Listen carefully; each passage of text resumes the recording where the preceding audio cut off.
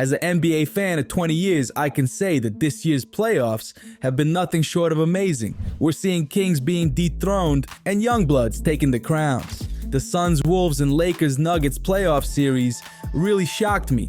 In this video, we'll talk about key takeaways from the Lakers Nuggets series and the impact of the clean sweep of the Suns. Stay till the end of the video because we'll discuss the Nuggets Wolves series and I'll give my prediction at the end of the video. Spoiler alert, it's not the prediction you think. Let's get into it. But seriously, doesn't it seem like just yesterday, Russ, KD, and Harden were considered young talent? But now, KD is the one that's getting schooled by the young guys. The glass for the Wolves. Edwards. Cash! Oh, it's on, ladies and gentlemen. Oh, yeah, baby. Steph Curry can't make it to the playoffs. Steph had that three blocked. Wow. Here comes Shea off to the races. And he will cruise in. And LeBron is no longer able to shoulder the weight of a franchise. I need posters later on here. The OG's tanks are running low. Their bodies are breaking down right in front of our eyes. The future is here, and it's officially not LeBron, Steph, and KD's league anymore. The purple and gold were just eliminated in the first round of the playoffs. And as a Lakers fan, it's hard for me to admit it, but the Nuggets were just the better team. Jokic is now the proud owner of this Lakers franchise. It didn't matter if the Lakers were up by 10, 20, or 50 points. It seemed like they were always trying to catch up. The Nuggets were inevitable. Jamal Murray and Michael Porter Jr.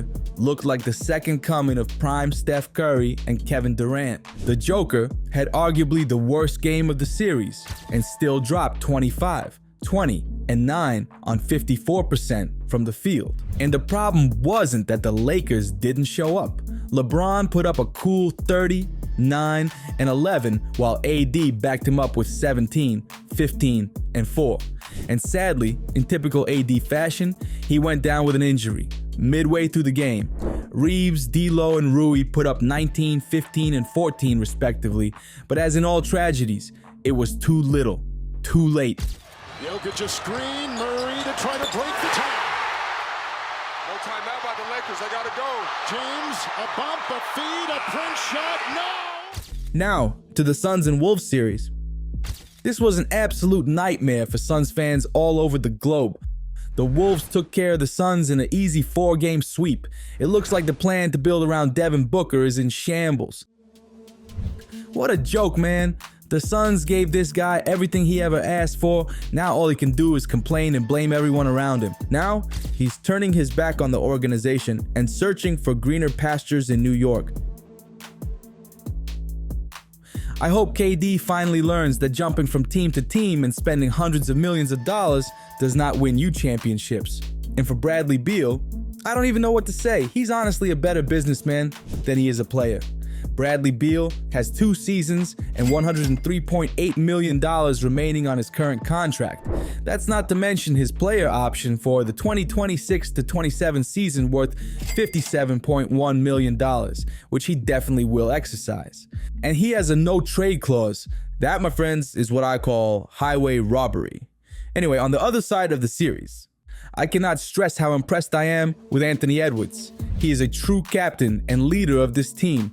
Of course, the team isn't the same without the defensive prowess of Rudy Gobert, the scoring machine and cat huge minutes from guys like Kyle Anderson and Jaden McDaniels. And we can't forget about Mike Conley's leadership, but honestly, without Ant, these boys are not sniffing the second round. The Wolves truly found a gem in Anthony Edwards. His unbreakable spirit and confidence bleeds into the DNA of this team.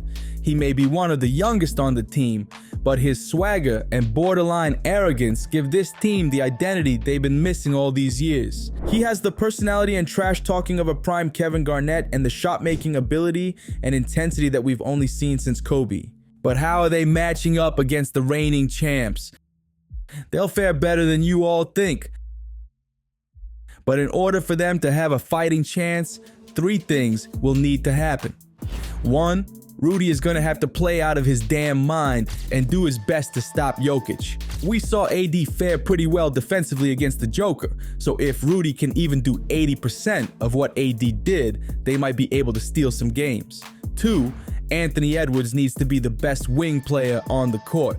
He will have to be able to dominate Michael Porter Jr. on offense and lock him up on defense. 3, Cat needs to come out swinging. If they want to win, Cat needs to be a lion, not a domesticated pussycat. Given these 3 things, I'm going out on a limb here and say that the Wolves take the defending champs to 7 games and win in breathtaking fashion. Let me know your thoughts in the comments below. Am I tripping or am I actually spitting facts?